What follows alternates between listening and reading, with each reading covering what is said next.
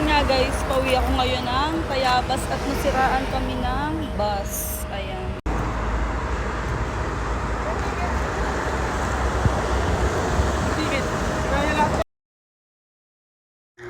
Almost 1 to 2 hour kami nag-antay para sa backup na bus pa Lucena. So umulis kami ng mga 5:30 na, nakarating na ako ng Kalumpang, Tayabas, 9 PM ng gabi, almost 6 hours din ang biyahe. Diyos so preno daw yung sira nitong bus na nasakyan namin. So thank you Lord pa din kasi safe kaming nakauwi lahat.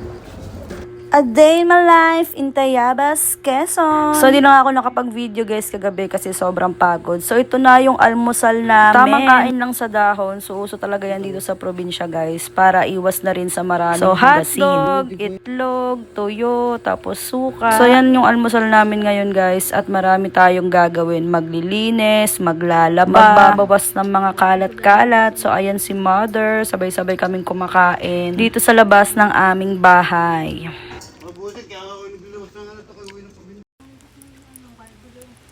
Anong ganun? Oh. Di pa na kumain. Magkano daw pong price? Hindi ko ba, hindi ko nakausap. Hindi ko man friend yung ano. Vlog tayo. Adrenaline. Pikis pala itong hotdog ano.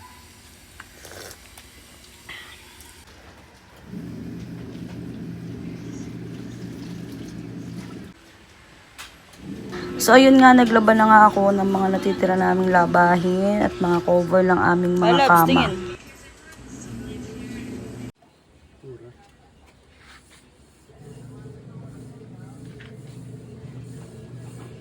So ayun nga, naghahanap siya ng gawain at ito yung nakita niyang gawain ngayon, ang mag-DIY at magpintura nitong grills para namin. Para hindi ito mga lawang at magtagal pa ito ng ilang taon.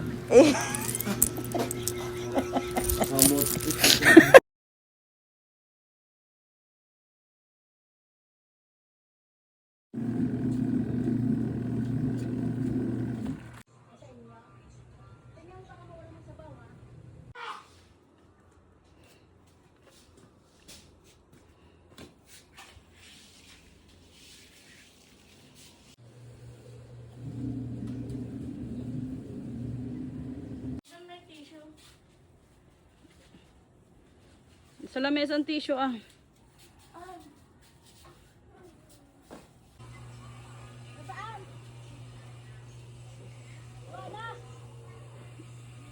So ito namang gate ng pintuan namin yung pipinturahan niya dahil natapos na siya dun sa bintana namin.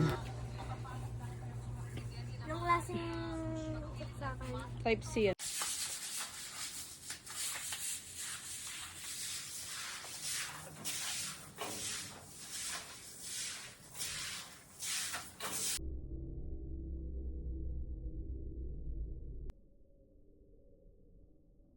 So isingit ko lang to guys, pampahaba ng reels. So kahapon nga ay naisipan niyang magsemento ng aming harapan dahil sobrang putik talaga pag so ito na siya guys, sa pagtapos na nga itong bahay namin i-house so inassemble na nga rin namin itong estante na binili namin siya Shopee para lagay ng mga amplifier at mga koleksyon niya ng mga music at sounds ng asawa ko. Sobrang hilig kasi niya sa sounds.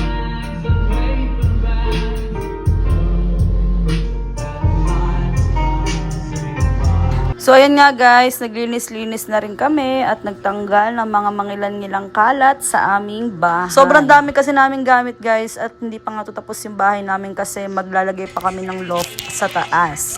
So ayun lang, maraming salamat sa panonood.